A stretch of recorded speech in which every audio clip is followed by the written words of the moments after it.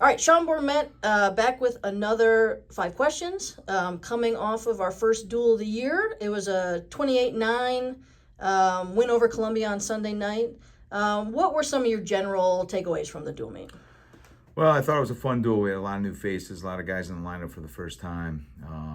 I'd say our depth at some weights being challenged a little bit with some injuries early in the year like this, but overall fun duel. I thought our guys that were really sort of wrestling free, looking to score a lot of points, giving themselves a lot of opportunities to score. Wrestled some great matches. We didn't necessarily finish matches all the way like I would have liked to seen. Even in those matches, we sort of scored a lot. Something, just finishing those matches, something we got to continue to work on, improve on. I think a couple guys, it was our first time actually making weight, so I think weight control early in the year like that, you're looking for those things. I think weight control and first time weigh-in sort of affected a few of our guys, some of our veteran guys. So that's something we're going to look to improve, and we'll naturally improve with starting to compete with more frequency. But overall, I thought, we did a lot of great things on the mat, and we had guys looking for a lot of bonus points. Always great to see. We also saw where we had a couple matches that, that we weren't giving ourselves enough opportunities to score.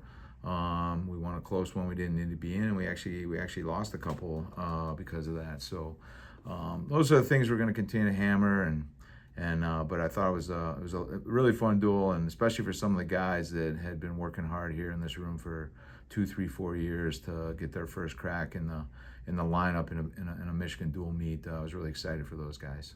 Well, I want to touch on a couple of those guys first.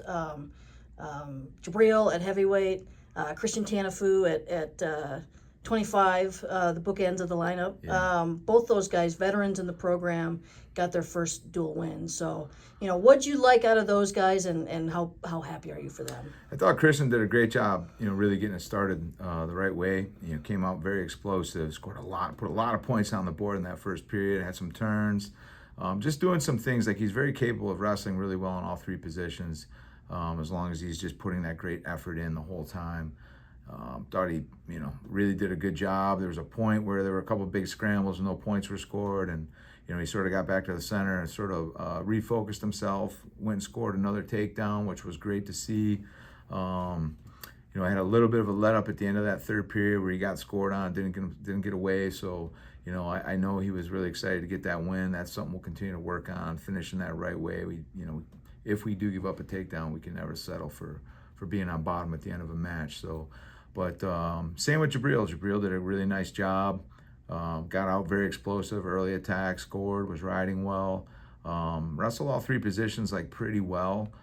But again, at the end, gave up a takedown, got ridden a little bit. These are just little things that when you're looking at, championship performance, you got to eliminate those things. But overall, those guys both did a great job, and they've been working really hard in our program for several years behind some really good guys.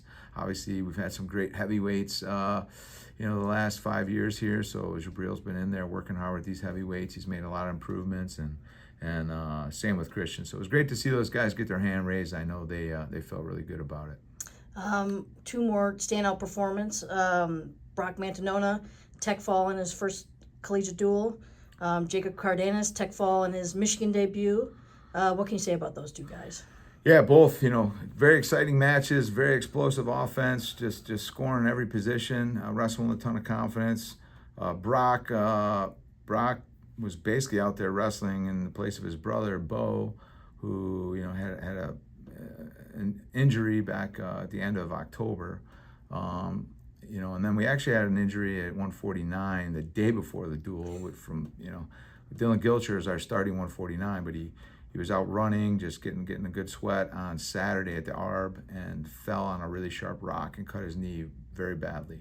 So he had to get a lot of stitches. Knee's a bad place. He can't be bending it and kneeling on it. So there's no way we could have him compete on Sunday. So we had Czar Walker step in, a 141 pounder, moved him up to 149. He stepped in for Dylan, and then Brock stepped in for his brother. But Brock's super capable. We see what he's doing in this room on a daily basis. I mean, the way he competes is a reflection of the way he trains in this room every day, constantly challenging himself with every guy in the room that he can get his hands on. He wrestles wide open. He's constantly trying to score as many points as he can, get in as many positions as he can, and he really has fun with his wrestling that way.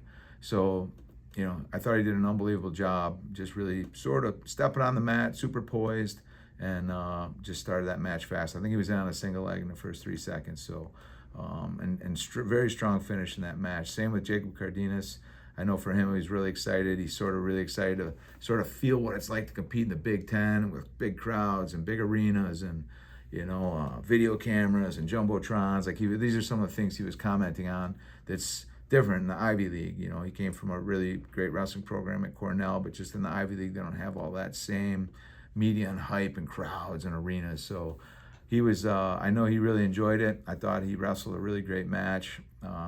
Offense was explosive on his feet, did a great job getting some turns on top.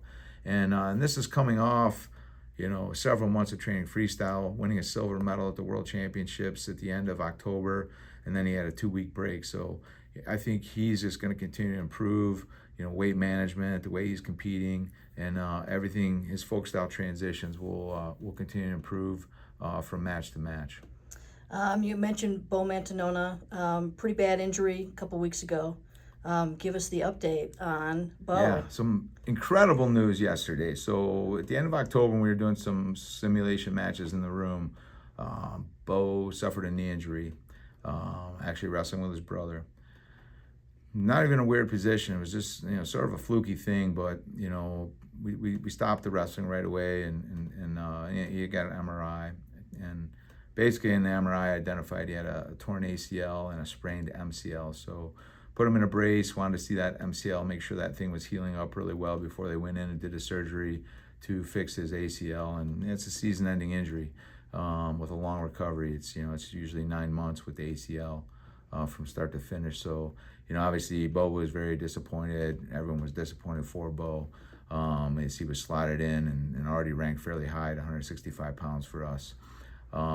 Surgery was scheduled yesterday, 1 p.m. 1:30, I get a text from Bo's mom. She's at the hospital with him, sitting in the waiting room.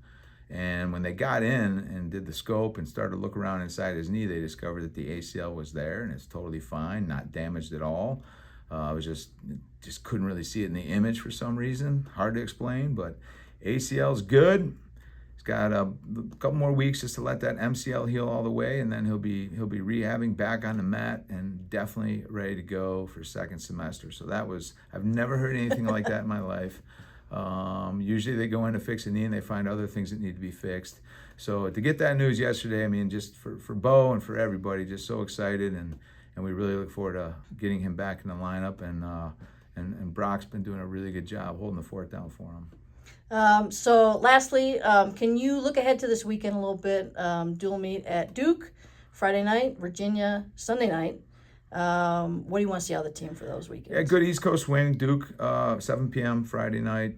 Like you said, Virginia, 7 p.m. It's a late Sunday duel, 7 p.m. On Sunday with Virginia. And really, we just want to see these, continue to improve in these areas, making sure that we're dominating tie-ups, collar ties, underhooks, being able to get our attack rate the way we want it, finishing, a high percentage of finishing.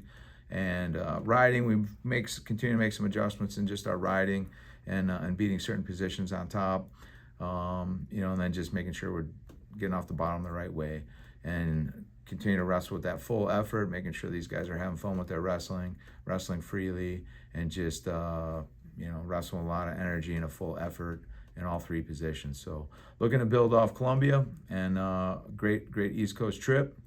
Again, we'll be testing some different guys, from a depth standpoint, and with a few of these guys still being out, but it's exciting. And it's also exciting for the guys who are getting opportunities to step in and compete for Michigan. All right, great. Go Blue. Go Blue.